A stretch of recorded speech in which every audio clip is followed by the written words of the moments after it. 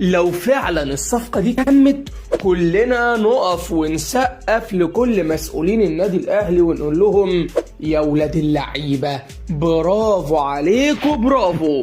الكلام هنا عن يزن النعيمات لاعب نادي العربي القطري. نادي الأهلي فعلا دخل معاه في مفاوضات، لكن المفاوضات دي رسيت على ايه؟ وهل فعلا يزن بقى رسميا لاعب في النادي الاهلي بس الخبر متكتم عليه؟ يلا بينا نعرف كل حاجه من البدايه للنهايه على كوره زون.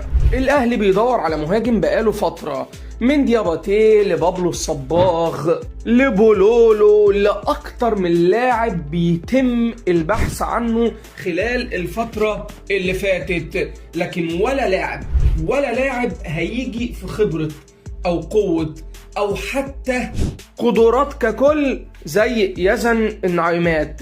مهاجم منتخب الأردن، واحد من أقوى المهاجمين العرب، يمكن يكون البروفايل اللي شبه وسام أبو علي بل أحسن منه وأكتر خبرة ومش هيصدعك وعارف قيمة النادي الأهلي.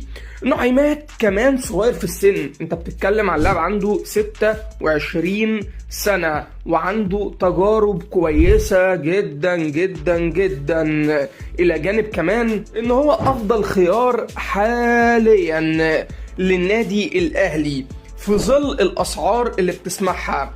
طيب هو النعيمات يخلص بكام؟ او من الاخر برضو النعيمات طلبات نادي العربي القطري بالنسبة له ايه؟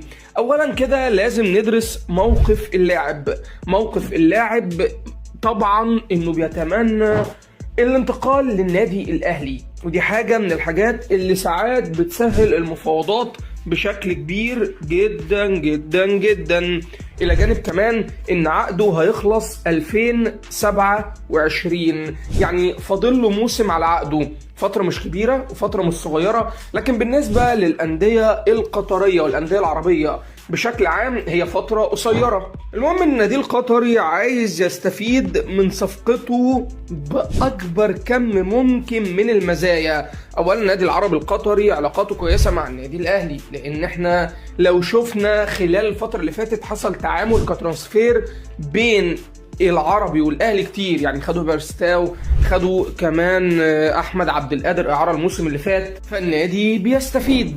دي حاجة.